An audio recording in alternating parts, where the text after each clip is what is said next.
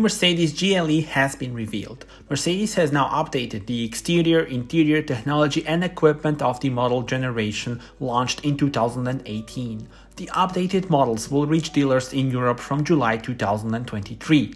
The engine range is now electrified throughout. It includes mild hybrids with 48-volt system and integrated starter generator, as well as the 4th generation plug-in hybrids. Most models now have more power than the previous versions. Visually, the car features new design elements such as the new lights, updated radiator grille, and new wheel options. Inside, the main stars are the new steering wheel and the dual 12.3-inch screens with the 2nd generation MBUX infotainment system.